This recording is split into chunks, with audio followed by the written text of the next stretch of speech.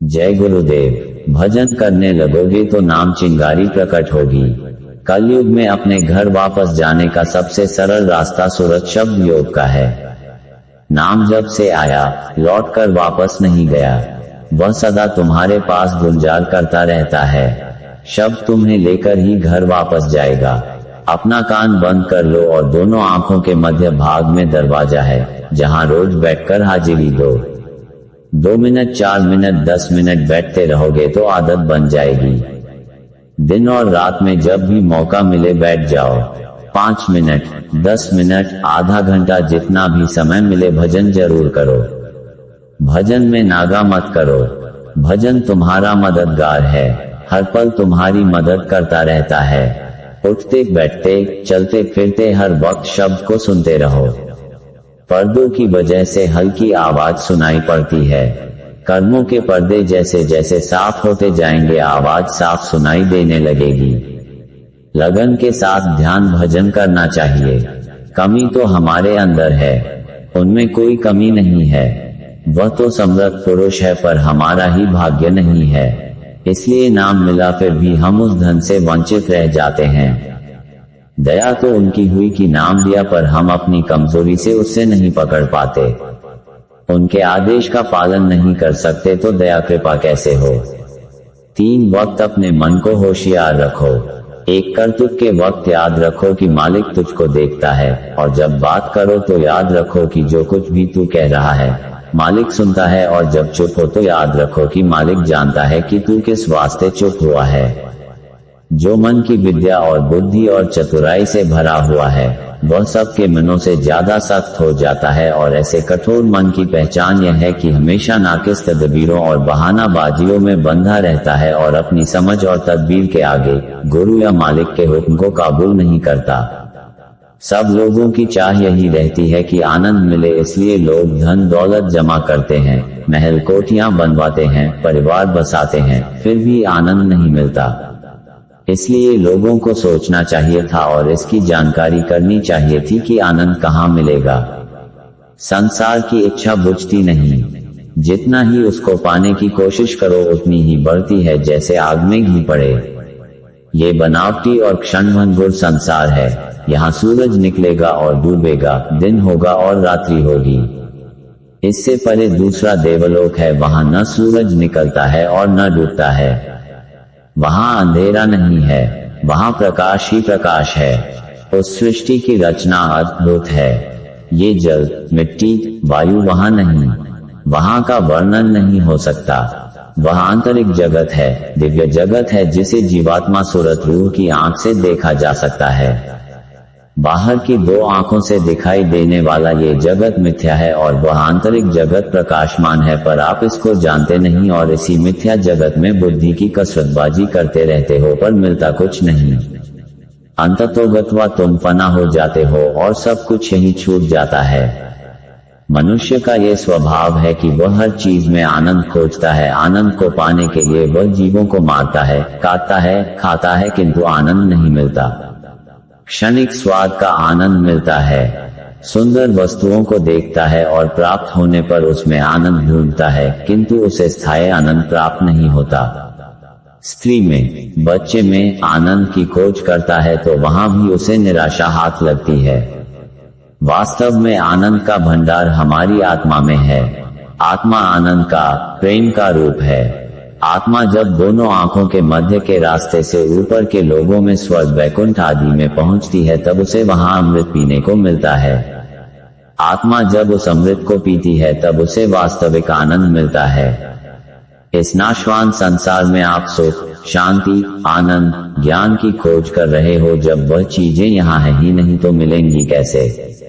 तुम किसी महात्मा से मिलकर पूछते तो वह बता देते। सच्ची सुख शांति का रास्ता बाहर कहीं नहीं, इसी मनुष्य मंदिर में मिलेगा।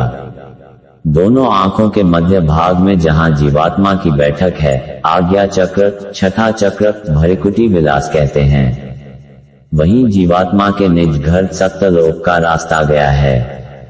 ऊपर कैसे कैसे बाजे बज रहे हैं, क्या राग रागनियां हो रही हैं, कैसी सुगंधी है उसका यहाँ पर जरा सा जर्रा भी नहीं है। जब जीवात्मा उसको पाती है तब उसको प्रत्यक्ष अनुभव होता है। आप यहाँ के सुख चाहते हो पर यह अस्थायी और क्षणिक है। यहाँ आपको सुख कहीं नहीं मिलेगा। आप धन दौलत इकट्ठा कर लो, मान सम्मान पालो, फौज फाटे रख लो, पर सुख नहीं मिलेगा। जो आपके अंदर छिपा हुआ सुख है, जिसे आप बाहर ढूंढ रहे हो, उसे महात्मा जानते हैं। उन्होंने खुद पाया और आपको भी रास्ता बताएंगे। इसलिए आपको ऐसे महात्मा के पास जाना चाहिए। तुम सब लोग अंधकार में सुख का अनुभव कर रहे हो, तुम्हें कदापि सुख प्राप्त नहीं होगा। सुख धन, सुख मान, सुख हुकूमत में, सुख पुत्र में, सुख जवाहरात में, सुख सोना चांदी में, सुख खान पान में, सुख देखने सुभने में, सुख भोग में नहीं है। तुम्हारी अल्पज्ञता है जो तुम तलाश करते हो। सुख आत्मानुभव और परमात्मा की प्राप्ति में है। जब थोड़े ही दिनों में शरीर त्याग कर देना है तो तुम आत्म सुख की खोज क्यों नहीं करते हो? सुख तुम्हारे अंदर छिपा है। इस सुख को बख्शने वाले महात्मा होते हैं। संसार में चलते चलते ये भी याद रखो कि यह संसार भूल भुलैया है। इसमें से हमको निकलना है। साधक को चाहिए कि लगन के साथ भजन करें। संसार उसी समय तक है जब तक हम खत्म हुए कि संसार भी। यही सोचते हुए उतना फैलाओ जितनी जरूरत है, ज्यादा नहीं। जब नामदान दे दिया तो जिम्मेदारी अब मेरी हो गई। तुम्हें चिंता क्यों? अब तो ये काम मेरा हो गया, मैं इसको करूंगा। इसकी चिंता तुम्हें नहीं करनी चाहिए। तुम अपना काम करो और जिसने तुम्हारा जिम्मा लिया वह अपना काम निभाएगा। इसकी चिंता उसे ही है। उसकी जब दया हो जाएगी तो क्षण मात्र में तुम्हें कहां से कहां पहुंचा देगा। एक लग्न सुमिरन साधन भजन करते रहो, छूटने न पाए। अगर बराबर नियम पूर्वक करते रहे तो मरते वक्त सामने खड़ा मिलूंगा।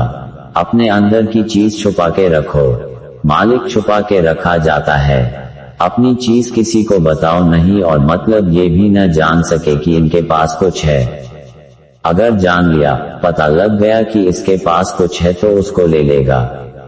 आपकी जबरदस्ती सेवा करके छीन लेगा। क्रोध से नहीं, सेवा से छीन लेगा। सेवा करेगा उसकी और मतलब की सेवा से ले लेगा। परा विद्या सीधे लोग पाते हैं। चालाक आदमी का उसके दरबार में दखल नहीं है। कभी मत सोचो कि हम गरीब हैं। शबरी और हनुमान के पास कुछ भी नहीं था, वह भी गरीब थे, पर आज उनका नाम है। जिसके पास भगवान है उसके पास सब कुछ है। दूसरों की निंदा न करो और न सुनो।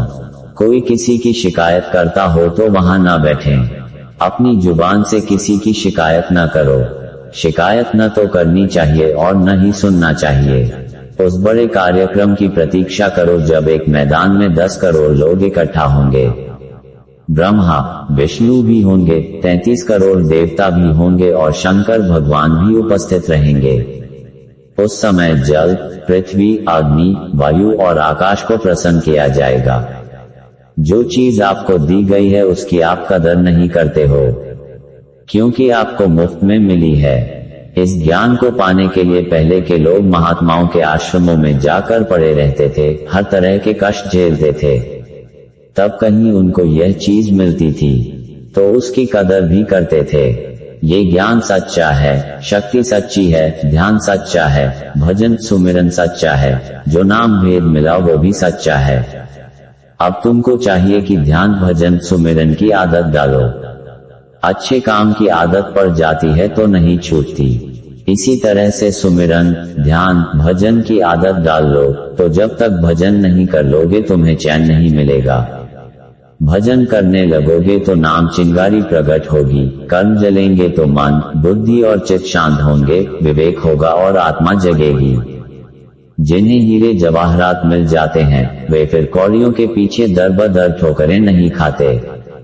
नाम की लज्जत इतनी ऊंची और पवित्र है कि उस लज्जत को हासिल करके हमारा मन अपने आप इंद्रियों के भोगों, विषयों, विकारों, शराब कबाब को छोड़ देता है। तुम साधना में बैठोगे तो मन भागेगा, यह इसका स्वभाव है। तुम मन से कहना कि बाबा जी ने कहा है जन्म जन्म के साथी हो और मेरा साथ दे दो। तुम मन से प्रार्थना करोगे तो मान जाएगा। करके तो देखो। हिंदुस्तान में बहुत बड़ी आफत आ रही है। आप लोग शाकाहारी हो जाओ तो बचाव हो जाएगा, रक्षा हो जाएगी। शाकाहारी हो जाओ, तंबाकू मत खाना वरना कैंसर हो जाएगा। आगे नई नई बीमारियां आ रही हैं, शाकाहारी होने पर बचाव हो जाएगा। संत कामिल मुर्शिद की शरण ले लो। आंख भी तुम्हारे पास है और कान भी तुम्हारे पास है और दरवाजा भी तुम्हारे ही पास है और सब चीज होते हुए भी तुम भटक रहे हो। बाबा जी को कोई परेशानी नहीं, चाहे आओ चाहे जाओ। विवेकशील महात्माओं ने कभी इस पर ध्यान नहीं दिया और न देते हैं। वे अपने निशाने पर रहे, कफन के कपड़े को टांग लिया और अपना काम कर लिया। तुम भी कफन को सामने टांगो और अपना काम कर लो, नाम धन की कमाई कर लो। भय होना मानव के लिए बहुत बड़ी निधि है। जब वो निर्भय हो जाता है तब अनेक बुराइयों में फंस जाता है। न उसे समाज का भय रह जाता है, न परिवार का, न भगवान का। इसीलिए किसी का भय होना अनिवार्य और जरूरी है। किसी काम को करने में जब हमको किसी का भय लगे वही काम बुरा होता है। जय गुरुदेव।